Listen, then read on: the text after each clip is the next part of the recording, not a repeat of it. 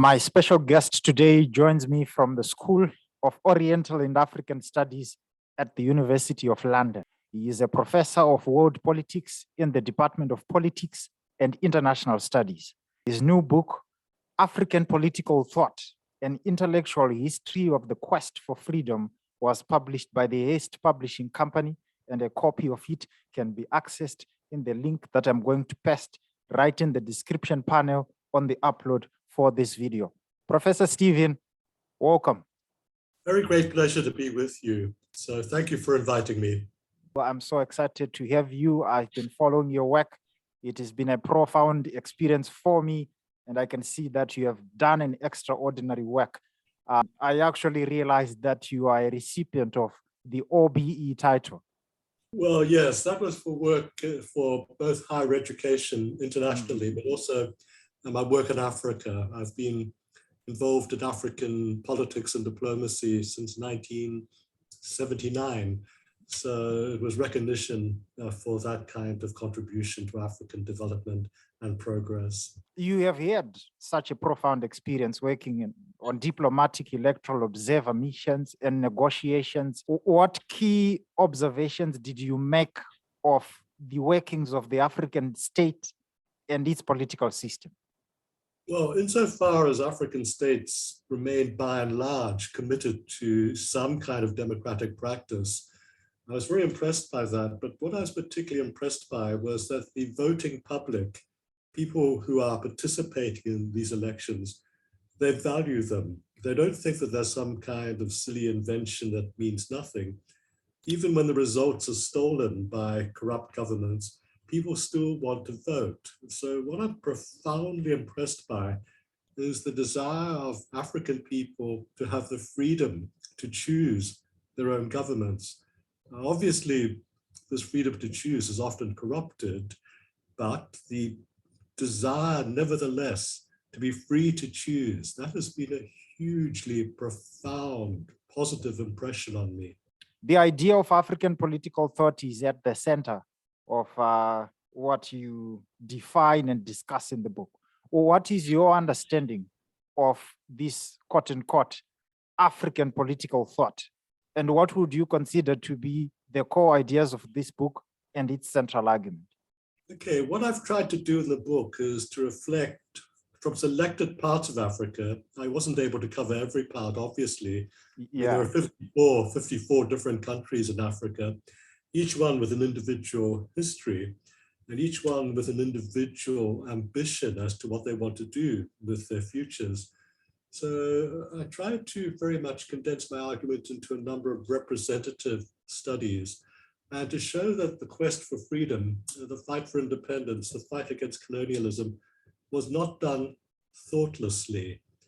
Even the great French philosopher who befriended people like Frantz Fanon, for instance, people like Jean-Paul Sartre, even though he tried to understand what Fanon was writing about, and in fact wrote the introduction to Wretched of the Earth, really didn't attribute the idea of thought to the African subject. He understood the nature of rebellion, but very much almost as an instinctive reaction against oppression. But what I've tried to say is that this reaction against oppression was always thoughtful. It was never just violent for the sake of being violent. It was obviously violent very, very often, and sometimes profoundly violent, but it was always thoughtful. So I've tried to represent the continent as a thoughtful continent. This is something which is often missing in Western discourse.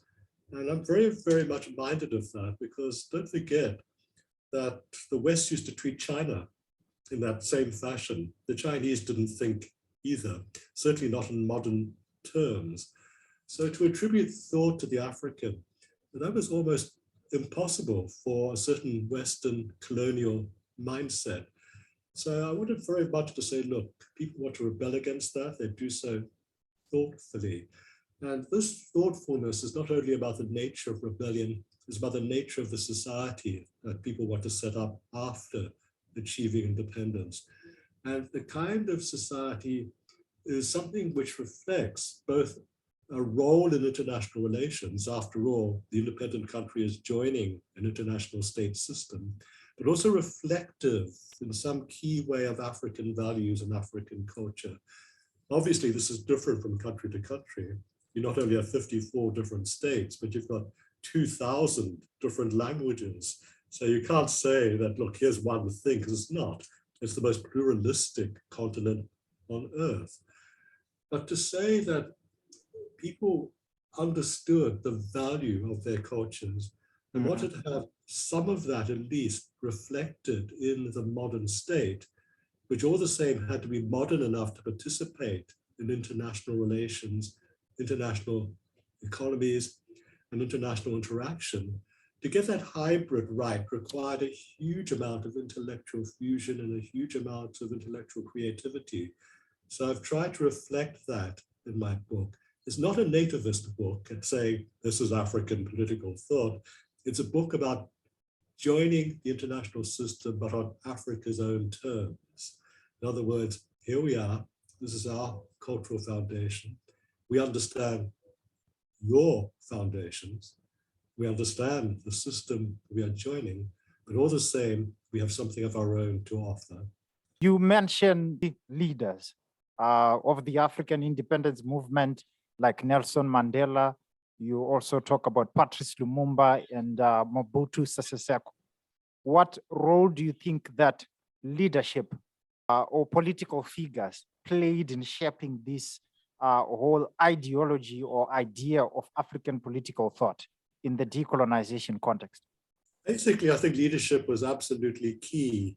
If you take a country like Zambia, for instance, where I lived, in fact, for some years, the founding president, Kenneth Kaunda, whom I knew personally, was a person who was a deep thinker. And what he tried to do, he was deeply influenced by British Fabian social democratic ideals, and also very much influenced by India's Gandhian ideas of Pacific resistance, a Pacific rebellion. And he tried to marry these with his idea of an African humanism, a form of cooperative communalism. Now, this is a very, very big intellectual order, but what he was faced with was a country with 72 different ethnic groups, 72 different languages being spoken in his country, as well as the small white population, as well as the small Asian population. So 74 distinct groups of people.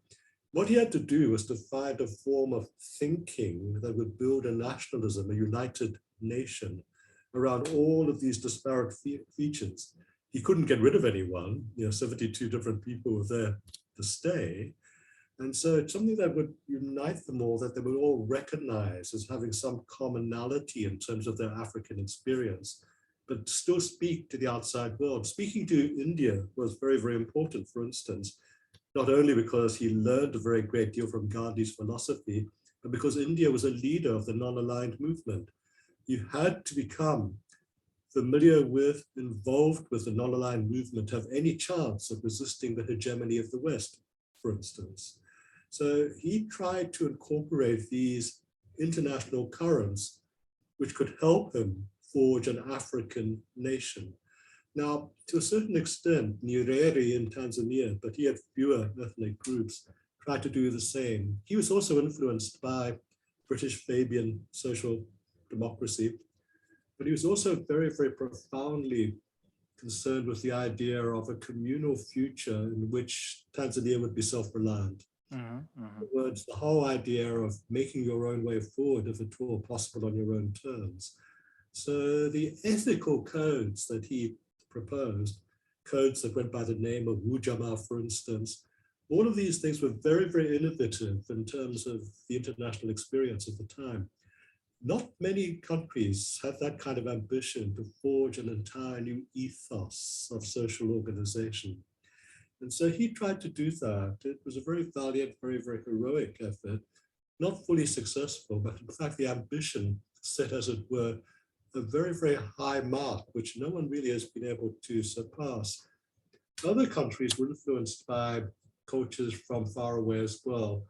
So when you look at Nigeria, Azikiwe, one of the great founding nationalist leaders in Nigeria, he was educated in the United States of America. Yeah, that's true. he became friends with the young student Kwame Nkrumah from Mm-hmm. Ghana. Now, both of these two men, very, very senior African statesmen as they became, were influenced by the American Black Civil Rights Movement. Mm-hmm.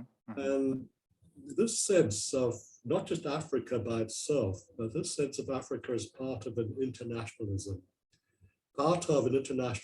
with other Black struggles, but with Black struggles that had to take their place in a modern environment. So what I've always been at pains to say is that there was nothing primitive or backwards about this. The whole desire for authenticity was authenticity within a modern context. No one wanted to return their countries to the jungle or to the field. Everyone wanted their countries to be successful in the modern world. So these twin tracks, these twin imperatives drove a lot of leadership in very creative ways, thinking their way forward, not always successfully. Sometimes the thinking was far from successful, but always the thinking was based on the idea of we want to be able to show the world what we are capable of as an African nation.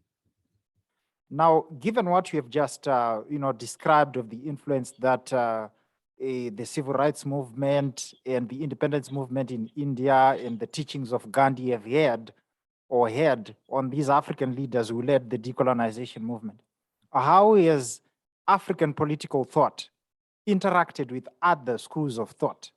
And how has it been impacted by other thoughts? And if we can say, how has it impacted other thoughts, the interaction between those two?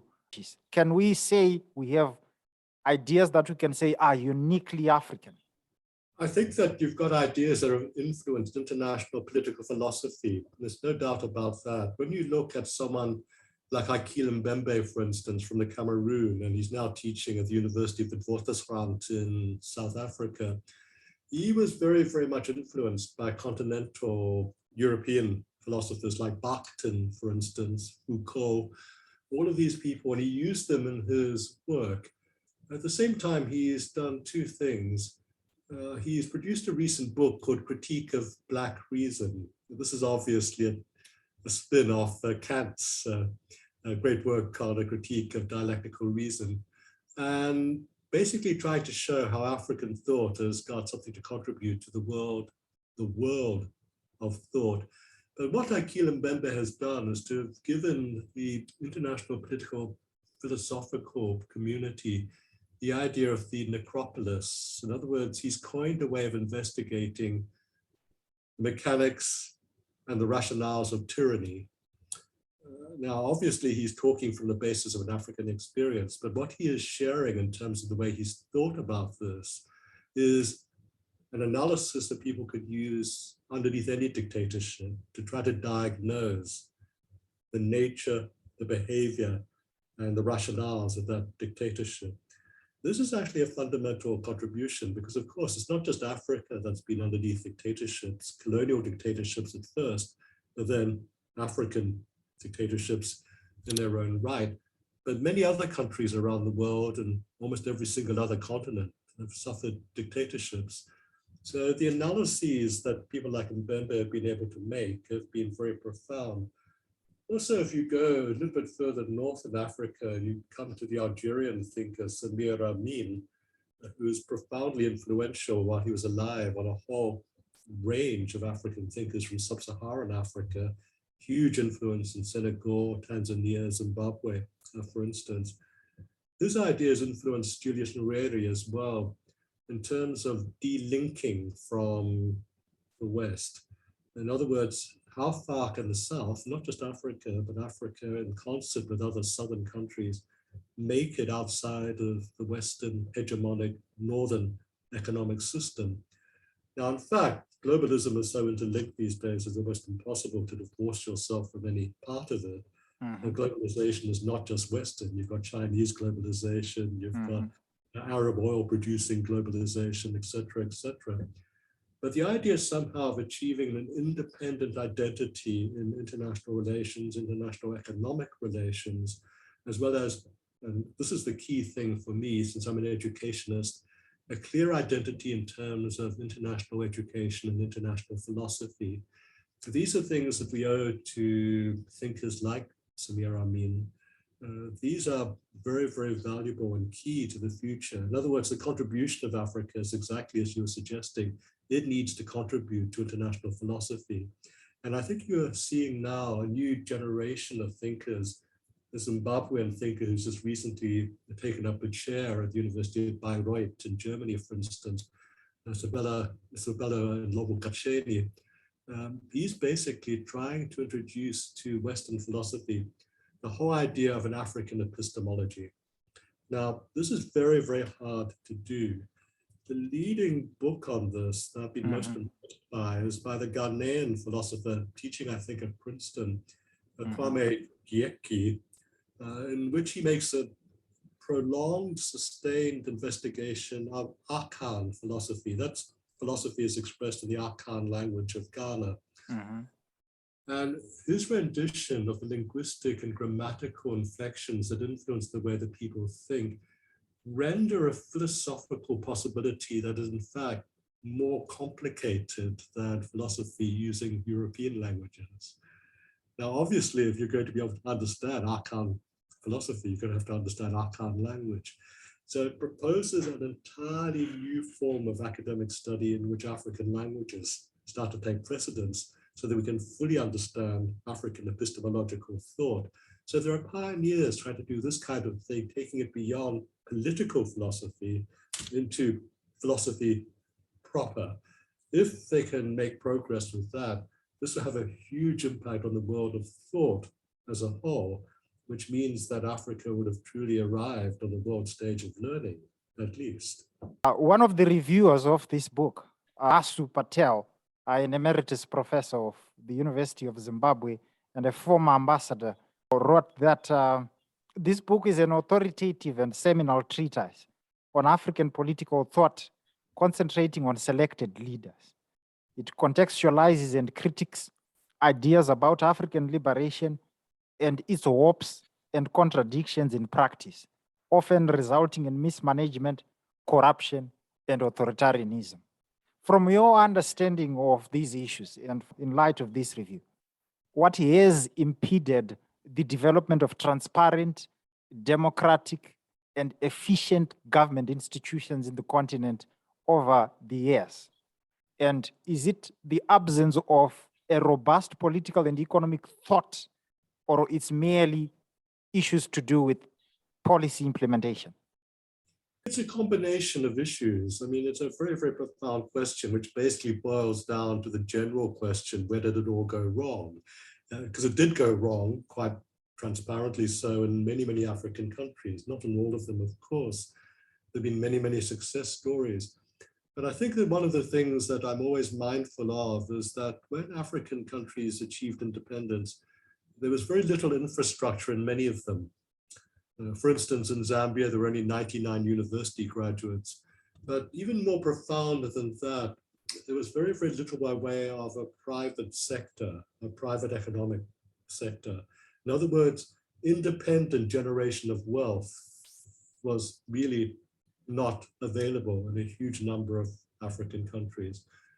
So what you had was, in state after state, the desire by governments to try to centralize wealth creation and economic policy and economic progress in institutions of the state. And what this meant in many cases was the lack of development of a private sector. Now, this is not to privilege one above the other. It's to say that you should have two sectors moving forward in parallel. And because if you have only the public sector generating wealth, what you've got is only one source of revenue when it comes to corruption. And this, of course, has given rise to a whole number of problems. Now, this is also to give rise to a whole lot of basically very, very primitive thought in the West. Everyone thinks that Africa is corrupt, and they're looking at governments. But if you're looking, for instance, at our corporations, they're corrupt. You know, the amount of, as it were, shortcuts that are taken in the private sector can be absolutely extraordinary. And so we've simply located corruption for the most part. Sometimes, of course, it is in the public body, But for the most part, we've located corruption in the private sector. That's why you've got so many billionaires in the world, for instance, making a huge profit and not paying much by way of taxes. But if you've only got the development of a public sector, a state sector, then of course the people who would benefit most from corrupt practice are going to be the state's servants, ministers, senior figures in the government or in the public administration. So corruption is often located in the public sector in Africa. And my remedy for that, not because I'm a capitalist or believe in the private sector for its own sake, I think that you've got to diversify the economy so there's both a public and a private sector, so that wealth creation is possible in both sectors, new, as it were, avenues for generating wealth, creating employment, etc. And if I could put it very, very bluntly, diversifying corruption. You're not going to do away with it. What we have here at SOAS, we've got several projects investigating how this works. Our economists have got superb, lovely econometric models of how all of this works. It's embedded into national systems and into the international system. The whole dependencia sort of theory of global accumulation, is dependent on the concept of elites and their sort of local accumulations, moving up the chain towards a global accumulation. And this is done often by corrupt means. And so it's something which is shared all the way up and down the chain and can't be simply abolished at one level. So being able to regulate that, being able to have alternative ways of generating wealth, diversifying corruption, as I said, that's probably going to be the subject of an entirely separate book. So a fantastic question, but I haven't written that book yet. That is excellent. Thank you so much, viewers and listeners. This was Professor Stephen Chan. He joins me from the School of Oriental and African Studies, University of London. He is a professor of world politics in the Department of Politics and International Studies. His new book, African Political Thought, an Intellectual History of the Quest for Freedom, was published by the Haste Publishing Company, and a copy of it can be accessed in the link that I'm going to paste right in the description panel of this video. Professor Stephen, I'm glad to have had you on the show. Thank you so much. Thank you. Wonderful.